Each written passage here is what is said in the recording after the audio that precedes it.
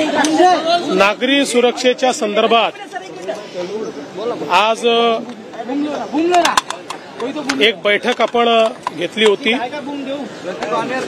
कारण या संपूर्ण युद्धजन्य परिस्थितीमध्ये महाराष्ट्र शासनाच्या विविध विभागांची बैठक तर आपण घेतली होती, पण त्या काळामध्ये आपलं जे सेना बल आहे त्याच्या अधिकाऱ्यांशी आपण थेट बैठक घेतली नव्हती, कारण ते देश सुरक्षित ठेवण्यामध्ये त्या ठिकाणी व्यस्त होते, पण त्यांच्याशी आपलं कोऑर्डिनेशन चाललं होतं। आता आजची जी बैठक आपण घेतली ती या दिवसांमध्ये जो काही आपल्याला एक्सपिरियन्स आला त्यातनं आपल्याला अधिक काय करण्याची आवश्यकता आहे, भविष्यातला आपला रोडमॅप कसा असला पाहिजे आणि आताही आपण कशा प्रकारे अलर्ट राहिलं पाहिजे या दृष्टीनं ज्या काही आमच्या फोर्सेसच्या आपल्याकडनं अपेक्षा आहेत त्याही आम्ही समजून घेतल्या, जे कन्सर्न्स आहेत तेही त्या ठिकाणी मांडले आणि विशेषतः आपल्याला कल्पना आहे की ज्या प्रकारे आपल्या सेनेनं पाकिस्तानला त्याची जागा दाखवली आणि ज्या प्रकारे आपल्या सेनेनं आतमध्ये शिरून दहशतवाद्यांचे अड्डे नेस्तनाबूत केले, त्यांचे वेगवेगळे विमानांचे जे काही हवाई अड्डे होते, सैनिकी बेसेस होत्या, त्या ज्या प्रकारे नेस्तनाबूत केल्या, त्यामुळे पाकिस्तानला हे माहिती आहे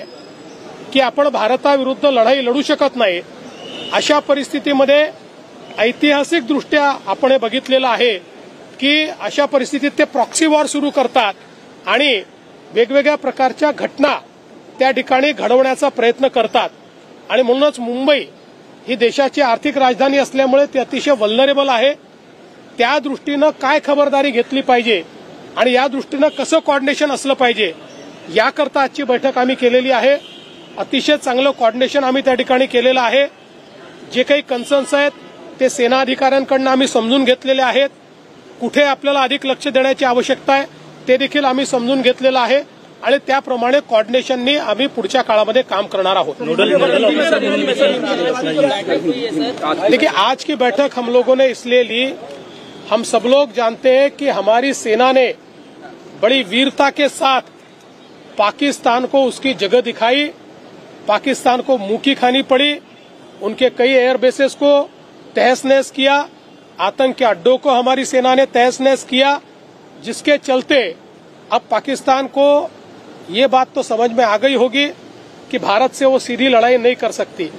लेकिन इतिहास में हमने देखा है कि जब वो भारत से सीधे लड़ाई नहीं कर सकते तब वो एक प्रॉक्सी वॉर तैयार शुरू करते हैं और ऐसे प्रॉक्सी वॉर में मुंबई जैसी हमारी आर्थिक राजधानी जो है ये बहुत वल्नरेबल होती है, यहाँ पर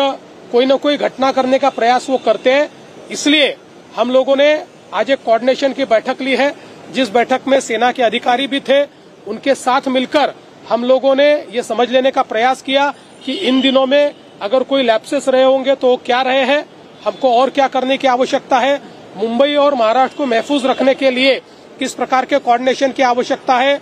किस प्रकार से हम लोग उसको स्ट्रेटेजाइज करें, कौन से एसेट्स का हम इस्तेमाल करें, ऐसी सारी चीजों पर और लगातार हम लोग इंटेलिजेंस शेयरिंग करते रहे। छोटा भी इंटेलिजेंस मिले तो भी उसको हम शेयर करते रहे। ऐसी सारी बातों के ऊपर हमने चर्चा की है और आगे की रणनीति हमने तय की है।